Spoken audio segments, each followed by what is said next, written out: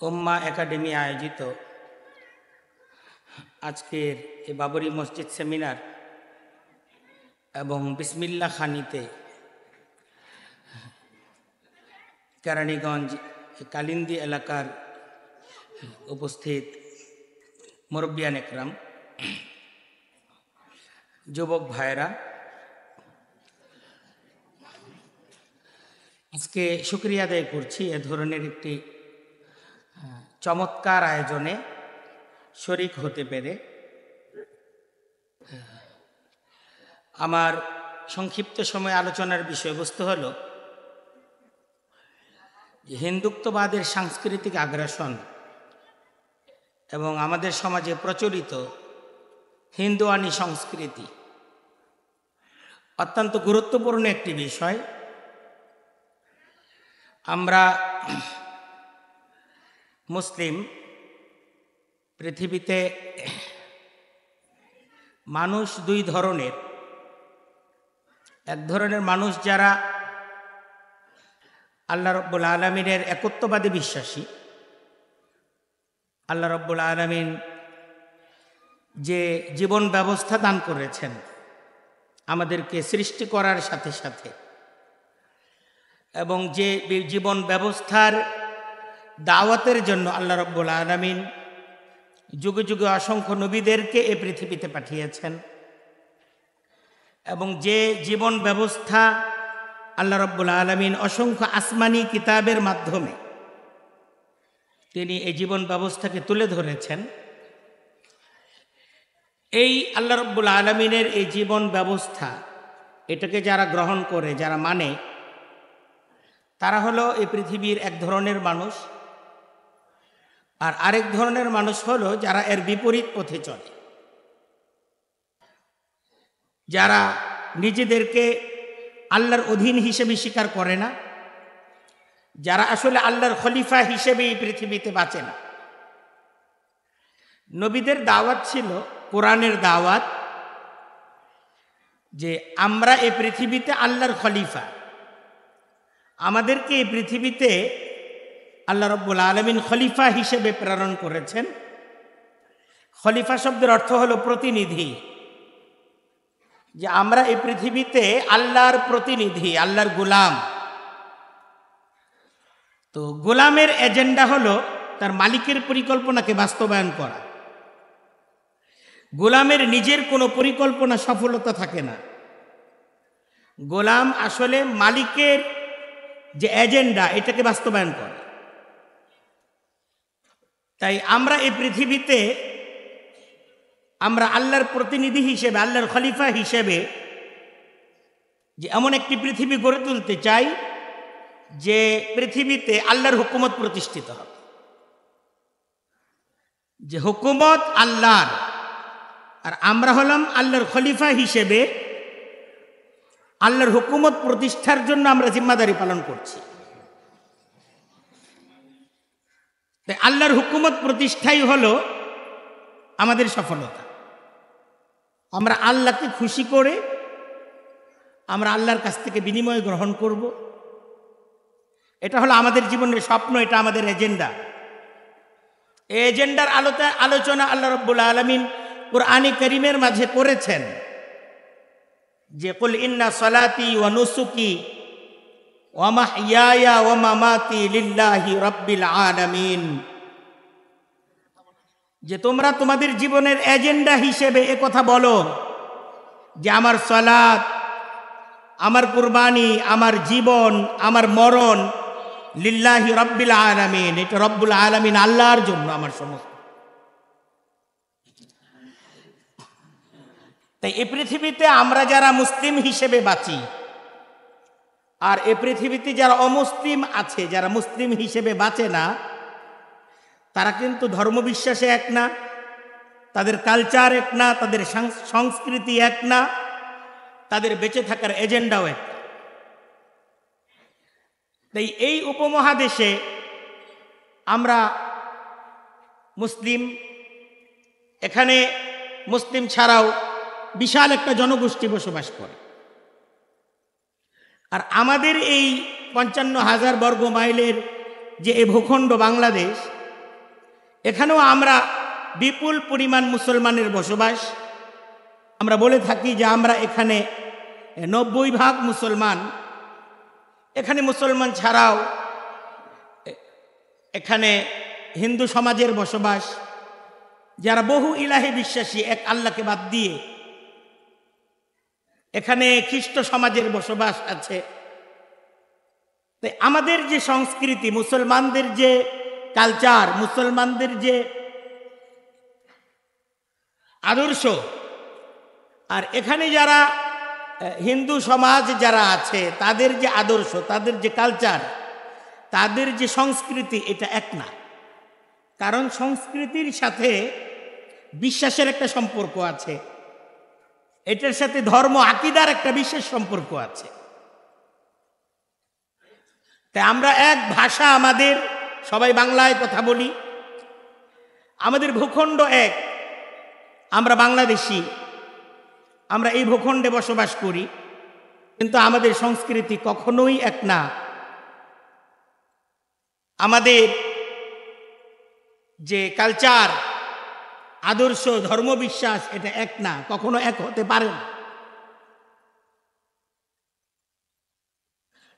আফামান কানা মুমিনান কামান কানা ফাসিকা লা ইস্তাবুন। আল্লাহ কোরআনে কারীমের মাঝে বলেছেন যে মান কানা মুমিনা, যারা মুমিন, যারা আল্লাহ বিশ্বাসী, আর যারা আসলে আল্লাহর অবাধ্য, তারা কি এক হতে পারে? আল্লাহ নিজেই জবাব দিয়েছেন যে লা ইস্তাবুন, তারা কখনোই এক হতে পারে।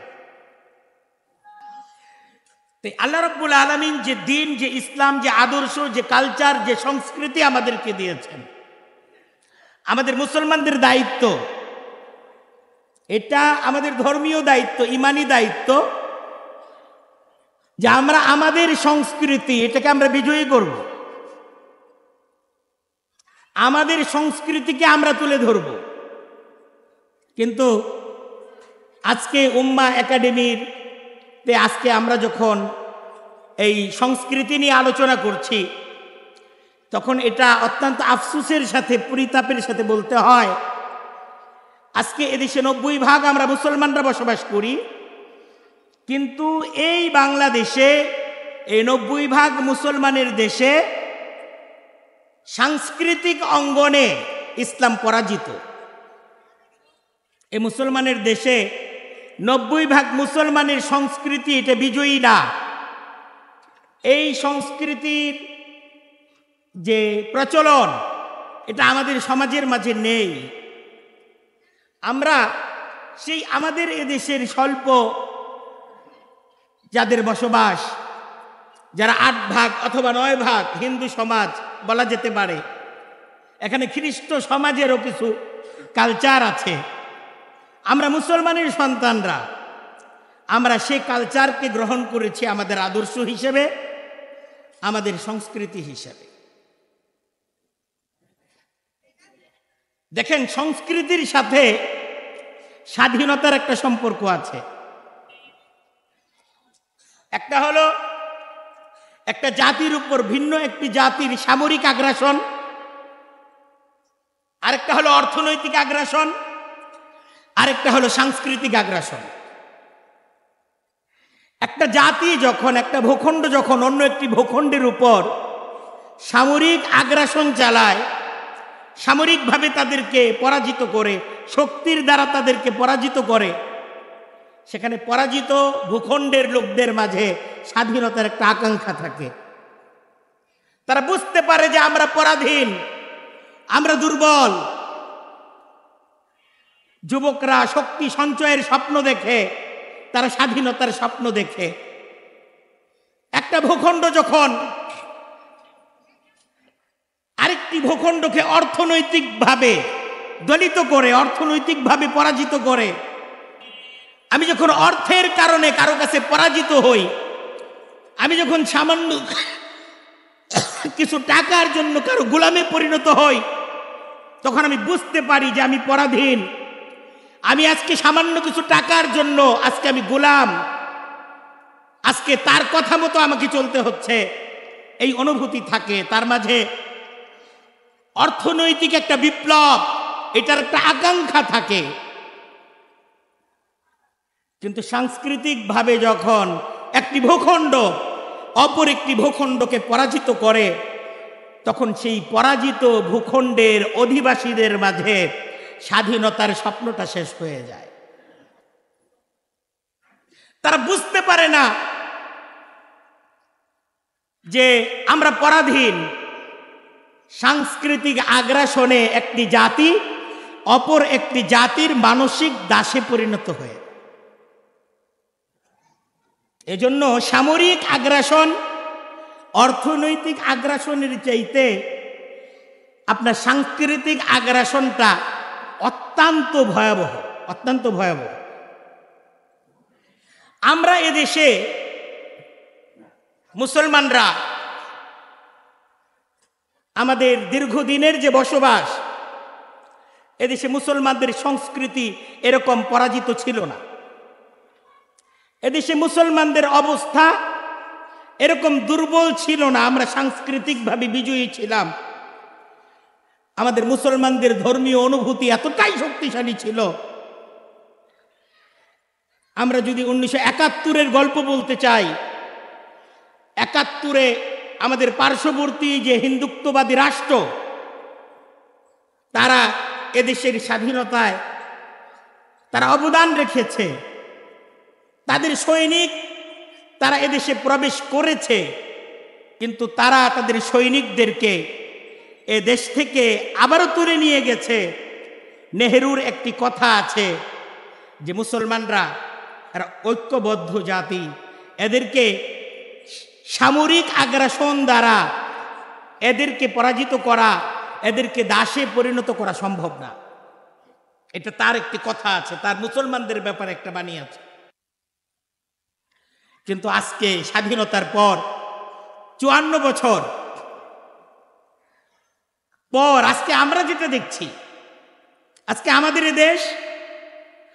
এদেশের সাংস্কৃতিক যতগুলো বাহন আছে, এদেশের সাহিত্যের গল্পের কথা বলেন, সাহিত্য চর্চার কথা বলেন, এদেশের প্রিন্ট মিডিয়া ইলেকট্রনিক মিডিয়ার কথা বলেন, অসংখ্য টিভি চ্যানেল, অসংখ্য যে সমস্ত ম্যাগাজিন, যে সমস্ত পেপার পত্রিকাগুলো আমাদের এই দেশে চলমান, এদেশে যে সমস্ত চলচ্চিত্র ফিল্মগুলো চলতেছে, নাটক সিনেমার কথা বলেন, মঞ্চ নাটক থিয়েটারের কথা বলেন, সাংস্কৃতিক যতগুলো বাহন আছে, এই সমস্ত সাংস্কৃতিক এ সমস্ত আপনার উপকরণ দ্বারা এদেশের মুসলমানকে আঘাত করা হচ্ছে, মুসলমানকে প্রতিপক্ষ করা হচ্ছে। যারা ইসলামকে পূর্ণাঙ্গভাবে যারা মেনে চলেন, যারা ইসলামকে একদম 100% মেনে চলার স্বপ্ন দেখেন, তাদেরকে মৌলবাদী, তাদেরকে সাম্প্রদায়িক চেতনার অধিকারী ইত্যাদি গালি দ্বারা তাদেরকে এদেশের জনতা, এদেশের মাটি মানুষের প্রতিপক্ষ হিসেবে তাদেরকে উপস্থাপনের একটা প্রবণতা লক্ষ্য করা যাচ্ছে। এটা উপলব্ধি করতে হবে আমাদের। তা এই সমস্ত নাটক সিনেমা, এই সমস্ত সাহিত্য, এটা শুধুমাত্র একটি বিনোদন না, বরং এটার দ্বারা একটি সমাজ গড়ে ওঠে, একটি প্রজন্ম গড়ে ওঠে। আপনার সন্তান শুধু একটি নাটক, একটি সিনেমা দেখে না, সে এখান থেকে শিক্ষা গ্রহণ করে। সে একটা সাহিত্যের গল্প শুধুমাত্র পড়ে না, সে এখান থেকে কিন্তু শিক্ষা গ্রহণ করে। তার মন মানসিকতা গড়ে ওঠে, তার চেতনা গড়ে ওঠে, তার একটা দৃষ্টিভঙ্গি গড়ে ওঠে এই সমস্ত সাংস্কৃতিক এই সমস্ত উপকরণগুলোর মাধ্যমে। আজকে এই সাংস্কৃতিক আগ্রাসনের শিকার আমাদের মুসলমানদের সন্তান, আমাদের প্রজন্ম। আজকে এদেশের উন্নতি, অগ্রগতি, সমৃদ্ধির পথে তারা ইসলামকে বাধা মনে করে, তারা মনে করে ইসলাম প্রতিপক্ষ। কারণ এই মিডিয়াগুলো ইসলামকে প্রতিপক্ষ হিসেবে তাদেরকে দেখাচ্ছে। আজকে একদিন দুই দিন না, আজকে 54 বছর ব্যাপী আমাদেরকে ইসলামের গৌরবোজ্জ্বল ইতিহাস, এটার আলোচনা আজকে আমাদের মাঝে নেই।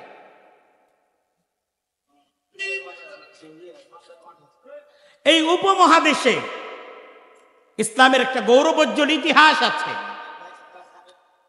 ইসলাম এই উপমহাদেশকে কি দিয়েছে, আজকে আমরা সেই আলোচনাগুলো করি না, আমরা সেই ইতিহাসগুলো পড়ি না। এই উপমহাদেশে মুদ্রার প্রচলন ছিল না। এই উপমহাদেশে মুসলমান শাসকরা আসার পর, ইসলাম আসার পর এই উপমহাদেশে স্বর্ণ মুদ্রা এটার প্রচলন শুরু হয়। আর এই স্বর্ণ মুদ্রার প্রচলন মুসলিম শাসকরা যখন শুরু করে, এই উপমহাদেশ সারা পৃথিবীতে মাথা উঁচু করে দাঁড়ায়। এই উপমহাদেশ, এই বাংলা, এটা পৃথিবীর এমন একটি সুন্দর সোনার বাংলা ছিল, এখানে কোনো গরিব ছিল না, এখানে যাকাত দেওয়ার লোক ছিল না। এই বাংলায় ইসলাম এ বাংলার অর্থনীতিতে এরকম উজ্জ্বল অবদান ইসলামের রয়েছে। ইসলাম যখন ছিল, এই বাংলা সোনার বাংলা ছিল। এই বাংলা, এখানে ইসলাম আসার পূর্বে এদেশের সংস্কৃতি, এদেশের মানুষ, তাদের পোশাকের সৌন্দর্যতা ছিল। হিন্দু ধর্মে সেলাই করা পোশাক পরা এটা অন্যায় ছিল, এটা পাপ ছিল। এদেশে ইসলাম যখন আসলো, ইসলামের সৌন্দর্যতা এদেশের মানুষ যখন মুগ্ধ হলো, এদেশের মানুষ সভ্যতা শিখতে পেল। ইসলাম আসার পর এদেশের মানুষ তারা পোশাকের সৌন্দর্যতা এটাকে তারা গ্রহণ করার সুযোগ পেল। এদেশের মানুষ পোশাক পরা শিখেছে। এদেশে যখন ইসলাম এসেছে, তারপর পোশাক পরা শিখেছে। এই বাহারি রান্নার খাবার দাবার এই উপমহাদেশে নিষিদ্ধ ছিল। হিন্দু সমাজে কুসংস্কার এতটাই ছিল যে তাদের ধর্মে মাছ খাওয়া নিষিদ্ধ ছিল, কোনো প্রাণী এটার গোশত খাওয়া নিষিদ্ধ ছিল। খাওয়া দাওয়া কি ছিল? ফলমূল আর শাকসবজি আর ভাত। মানুষ যখন ইসলামকে গ্রহণ করলো, ইসলাম তাদেরকে শিক্ষা দিল, এই মাছ হালাল কা খাবার, এটাকে গ্রহণ করো। কুলু মিনাত তাইয়্যিবাত, আল্লাহ যে পবিত্র খাবার রেখেছেন এটাকে গ্রহণ করো, এটাকে তোমরা আহার করো।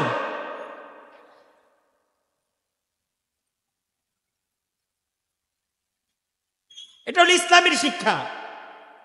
এই বাহারি খাবারের আয়োজন এই উপমহাদেশ ইসলামের মাধ্যমে এসেছে। বাংলা ভাষা এটা ছিল একটা নিম্নমানের ভাষা। এই ভাষায় হিন্দু সংস্কৃতিতে বেদ, রামায়ণ, মহাভারত ইত্যাদি পড়া নিষিদ্ধ ছিল। এটাকে তারা বলতো পক্ষীর ভাষা। এবং তারা বলতো বাংলা ভাষায় কেউ যদি রাম, বেদ, রামায়ণ ইত্যাদি পড়ে তাহলে তার ঠিকানা হবে নরকে, নরকে তার ঠিকানা। ইসলাম এ বাংলা ভাষাকে একটা উচ্চতায় নিয়ে গেছে। ইসলাম বাংলা সাহিত্য, মুসলিম সাহিত্যিকরা এ বাংলাদেশে এই বাংলা ভাষায় বই রচনা করে বাংলা সাহিত্যকে সর্বপ্রথম মুসলিমরা এই সাহিত্যকে এটাকে উৎকর্ষতার একটা শিখর পর্যন্ত পৌঁছায়। তাদের দৃষ্টিভঙ্গি, কুসংস্কার এটাই ভরা ছিল সমাজ। তারা উপাসনা করত, আপনার মনে করেন ব্যাঙ, সাপ ইত্যাদি বিভিন্ন ধরনের কুসংস্কারে আপনার মনে করেন এই হিন্দু সমাজ এরা বিভিন্ন প্রাণীর উপাসনা ইত্যাদি জিনিসগুলো তাদের মাঝে ছিল। সাপ, ব্যাঙ, গাছ, বিভিন্ন গাছগাছালি, বিভিন্ন পাথর ইত্যাদির পূজা ছিল। আর আরেকটা বিষয় ছিল, এটা ছিল নোংরামি। উপমহাদেশে ব্যাপক নোংরামি। দুর্গাপূজা, হোলি উৎসব ইত্যাদিতে অবাধে যৌনাচার চলত। প্রখ্যাত ঐতিহাসিক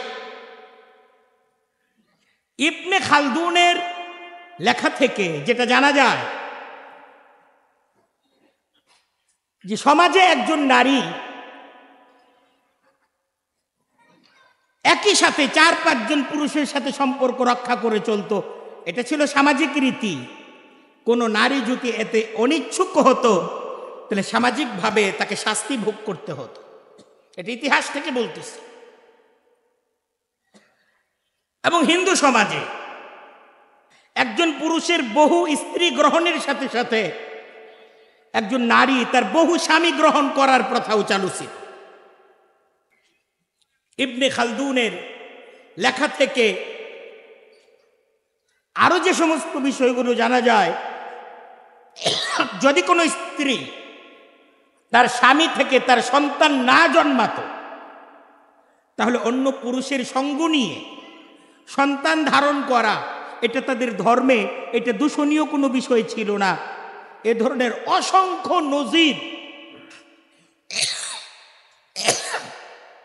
হিন্দু সাহিত্যে এর দৃষ্টান্ত রয়েছে। মহাভারতের একটি শ্রেষ্ঠ চরিত্র হলো আপনার পাণ্ডু। এই পাণ্ডুর 2 জন স্ত্রী ছিল, একজন হলো কুন্তী দেবী, আরেকজনের নাম হলো মাদ্রী। এ পাণ্ডু সে সন্তান জন্মদানে অক্ষম ছিল, তাই তার স্ত্রী কুন্তী দেবী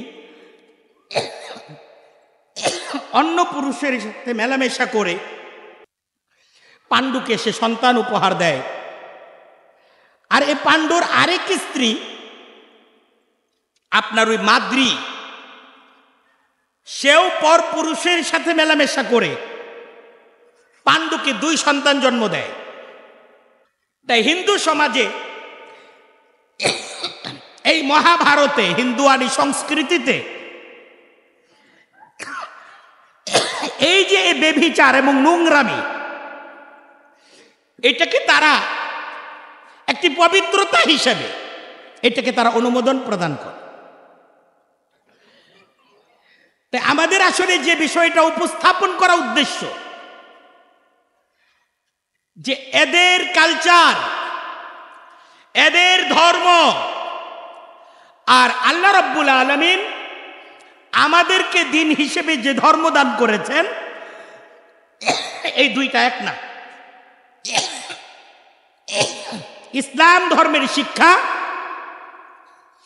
আল্লাহর একত্ববাদের শিক্ষা, আল্লাহর খলিফা হিসেবে পৃথিবীতে বেঁচে থাকার শিক্ষা, ইসলামের শিক্ষা শালীনতার শিক্ষা, ইসলামের শিক্ষা পবিত্রতার শিক্ষা, ইসলামের শিক্ষা এক পরিচ্ছন্ন জীবনের শিক্ষা। যারা তাদের জীবন থেকে ইসলামকে বাদ দিয়েছে আমরা তাদের জীবনের মাঝে সেই পবিত্রতা, সেই পরিচ্ছন্নতা, এই পবিত্রতা পরিচ্ছন্নতার জীবন বিধান থেকে তারা বঞ্চিত। তাদের জীবন ব্যবস্থার মাঝে নোংরামি, তাদের জীবন ব্যবস্থার মাঝে অশ্লীলতা, এই অশ্লীলতার গল্পগুলোই তাদের ধর্ম, তাদের ধার্মিকতা।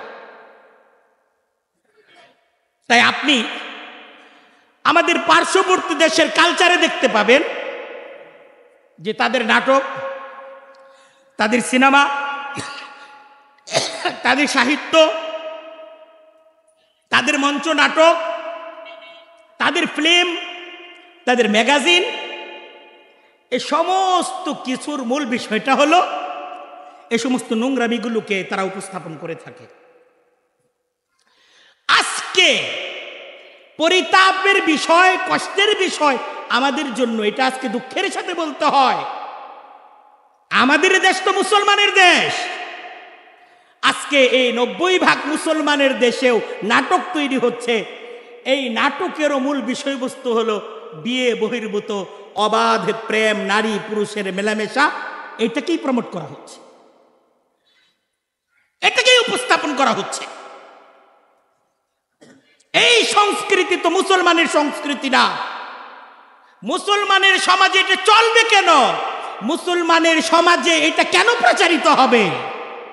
মুসলমানের সমাজে প্রচারিত হবে বিরক্ত, সাহস, সুন্দর জীবন, পরিচ্ছন্নতার জীবন, নবীদের ইতিহাস, সাহাবীদের ইতিহাস, মুসলিম বীরদের বিজয়ের ইতিহাস, এ সমস্ত বিষয়গুলো মুসলমানদের সমাজের মাঝে এটাকে কেন্দ্র করে সাহিত্য তৈরি হবে, এইটাকে কেন্দ্র করে মঞ্চ নাটক তৈরি হবে, যেন আগামী দিনের মুসলিম তরুণ সাহস নিয়ে তারা যেন এ পৃথিবীতে আল্লাহর খলিফা হিসেবে বেঁচে থাকার এজেন্ডা নিয়ে তারা যেন আগামী প্রজন্ম যেন গড়ে ওঠে, সেক্ষেত্রে মুসলমানের সংস্কৃতি ভূমিকা রাখবে। কিন্তু আজকে আমরা আমাদের সংস্কৃতি থেকে কি পাচ্ছি?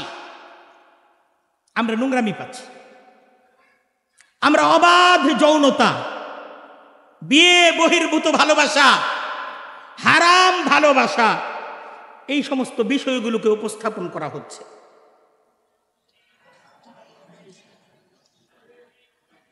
আমাদের পূর্বপুরুষরা এই কুসংস্কার এটাকে ছুঁড়ে ফেলে, এই নোংরামিকে ছুঁড়ে ফেলে তারা ইসলাম গ্রহণ করেছিলেন, তারা ইসলামের জন্য জীবন দিয়েছিলেন। এদেশে হারাম ছিল গরু জবাই করা, শুধুমাত্র গরু জবাই করার কারণে, হালাল খাবার ভক্ষণ করার কারণে জীবন দিতে হয়েছে আমাদের পূর্বপুরুষদেরকে এই দেশে, এই মাটিতে। আজকে আফসোস, আজকে সে মুসলমানের সন্তান ইসলামী সংস্কৃতিকে বাদ দিয়ে আজকে আবার সেই হিন্দুত্ববাদী সংস্কৃতি, আজকে এটার পিছনে ছুটতেছে। মুসলমানের সন্তান, তার কাছে ইসলামের সৌন্দর্যতা এটা ভালো লাগে না, তার কাছে ভিন্ন সমাজের অবাধ মেলামেশা, সেই নোংরামি, এটা একটা মুসলমানের সন্তানের কাছে এটা কিভাবে ভালো লাগে? একজন মুসলমানের সন্তান কিভাবে এই নোংরামিকে সহ্য করে? আজকে মুসলমানের সন্তান জানে না যে তার এই পৃথিবীতে বেঁচে থাকা হলো আল্লাহর খলিফা হিসেবে বেঁচে থাকা, এটা তার জীবনের এজেন্ডা, এটা মুসলমানের সন্তান জানে না। যেখানে আগুন, অগ্নি পূজা করা, অগ্নিকে হিন্দুরা তাদের একটা ভগবান মনে করে, তারা মনে করে তাদের যে সমস্ত দেবদেবীরা এরা যে বিভিন্ন কল্যাণ নিয়ে আসে, এরা অগ্নিতে চড়ে আসে। এজন্য হিন্দু সমাজের বিয়ে শাদীর কথা বলেন, পূজার কথা বলেন, কোন মৃত ব্যক্তির পাশে বলেন, সব জায়গায় অগ্নির ব্যবহার, আগুনের ব্যবহার। কারণ এই আগুনে করে তাদের দেবী, তাদের দেবতা এই আগুনে চড়ে কল্যাণ নিয়ে আসবে। আমরা মুসলমানরা বিশ্বাস করি আল্লাহকে, কল্যাণ ও কল্যাণের মালিককে। আল্লাহ হলেন কল্যাণ ও কল্যাণের মালিক। আল্লাহ যা চান তাই হয়। কল্যাণ অকল্যাণ দেওয়ার ক্ষমতা আগুনের নেই। খাকো বাদো আবো আতিশ বান্দা আন, বামানো তো মুর্দাবা হক জিন্দা আন। আমরা মনে করি মাটির ক্ষমতা নাই, বাতাসের ক্ষমতা নাই, আগুনের ক্ষমতা নাই। ক্ষমতা একমাত্র কার? ক্ষমতা হলো আল্লাহর। তাই মুসলমান সে যখন একটি বছর শুরু করবে, একটা বছর শেষ করবে, মুসলমান যখন ঘরে ঢুকবে, ঘর থেকে বের হবে, মুসলমানকে আল্লাহর রসুল দোয়া শিখাইছেন। ঘরে ঢোকার দোয়া আছে, ঘর থেকে বের হওয়ার দোয়া আছে, আমাদের মসজিদে ঢোকার দোয়া আছে, মসজিদ থেকে বের হওয়ার দোয়া আছে, কাপড় পরার দোয়া আছে, কাপড় খোলার দোয়া আছে, নতুন মাস, নতুন মাসের দোয়া আছে, নতুন বছরের দোয়া আছে। ইসলাম আমাদেরকে শিখায়, ইসলামের চমৎকার শিক্ষা।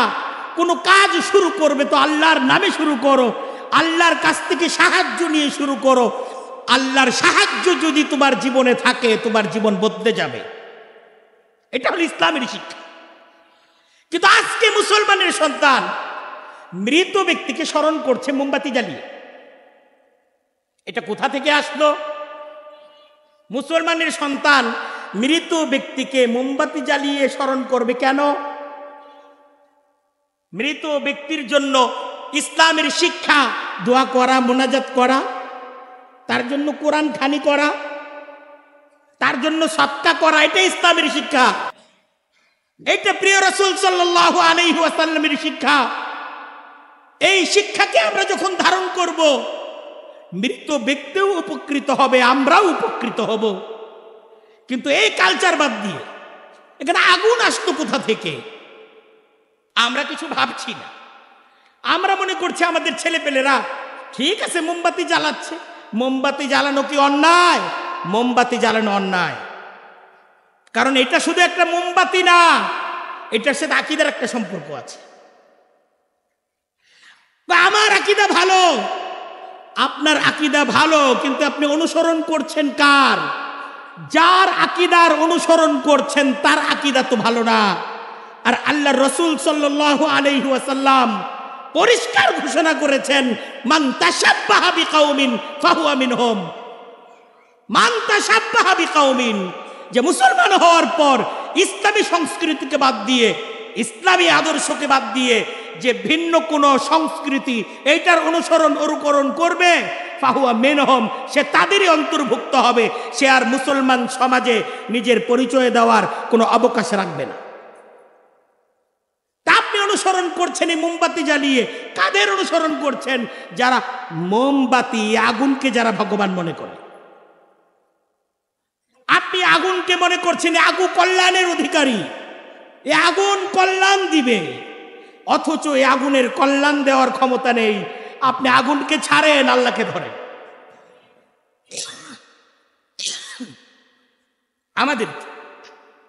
আমাদের সমাজে আমরা সাহিত্য, আমাদের কালচার,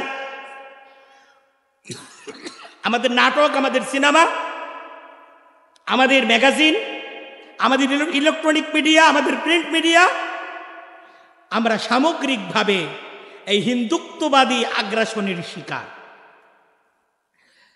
হিন্দুয়ানি প্রথা, এটার কথা আপনি কি বলবেন? আমাদের বিয়ে শাদীতে হিন্দুয়ানি প্রথা, আমাদের ইবাদত বন্দেগীতে হিন্দুয়ানি প্রথা, আমাদের উৎসব, আমাদের বিনোদনে হিন্দুয়ানি প্রথা, সর্বত্র ইসলামকে বাদ দিয়ে হিন্দুয়ানি কালচার আমরা শুধু গ্রহণ করছি তা না, নাম পরিচয়ে আমরা যদিও মুসলমান পরিচয় দিচ্ছি ইবাদত বন্দেগীতে, কিন্তু কালচারাল ভাবে, সাংস্কৃতিক ভাবে আমরা ইসলামকে বাদ দিয়ে ভিন্ন ধর্মীয় সংস্কৃতি, এটাকে কোনো ধরনের চিন্তা ভাবনা ছাড়া আমাদের সমাজ এটাকে গ্রহণ করতেছে। এটার মোকাবেলায় প্রতিরোধ গড়ে তুলতে হবে, এটার মোকাবেলায় প্রতিরোধ গড়ে তুলতে হবে। এটাকে এভাবে চলতে দেয়া যাবে না। আমাদের সন্তানদেরকে শিখাতে হবে যে তুমি আল্লাহর খলিফা, তোমার জীবনের এজেন্ডা, তোমার জীবনের পরিকল্পনা আল্লাহর খলিফা হিসেবে বেঁচে থাকা। তুমি বাঁচবে তো আল্লাহর জন্য বাঁচবে, তোমাকে প্রয়োজনে আল্লাহর জন্য মরতে হবে। আপনার সন্তানকে ছোট অবস্থা থেকে শিক্ষা দেন, ইন্না সালাতি ওয়া নুসুকি ওয়া মাহইয়ায়া ওয়া মামাতি লিল্লাহি রাব্বিল আলামিন। আপনার সন্তান যেন এই কথা বলতে শিখে, আমার সালাত, আমার কুরবানি, আমার জীবন, আমার মৃত্যু আল্লাহর জন্য, আমি বাঁচবো তো আল্লাহর জন্য বাঁচবো, আমি প্রয়োজনে আল্লাহর দিন প্রতিষ্ঠার জন্য মরবো, এর মাঝেই আমার জীবনের সফলতা। আলহামদুলিল্লাহ, আজকের আমাদের এই উম্মাহ একাডেমি আয়োজিত আজকের শহীদ বাবরি মসজিদ সেমিনার ও বিসমিল্লাহ খানি এই অনুষ্ঠানের মধ্যমণি, আমাদের প্রধান অতিথি, আমাদের সকলের রাহবার আল্লামা মাহফুজুল হক হাফিজাহুল্লাহ আজকে এই মুহূর্তে আমাদের মাঝে এসে উপস্থিত হয়েছেন। আমরা হযরতের কাছ থেকে মূল্যবান আলোচনা শুনব। তো আমি আমার সংক্ষিপ্ত আলোচনা এখানেই শেষ করছি। আল্লাহ রাব্বুল আলামিন আমাদের সবাইকে আমাদের চতুর্দিক থেকে যে সমস্ত ভয়াবহ সাংস্কৃতিক আগ্রাসন এর মোকাবেলায় আমাদেরকে শক্ত প্রতিরোধ গড়ে তোলার তৌফিক দান করুন। ওয়া আখিরু দাওয়ানা আনিল হামদুলিল্লাহি রাব্বিল আলামিন।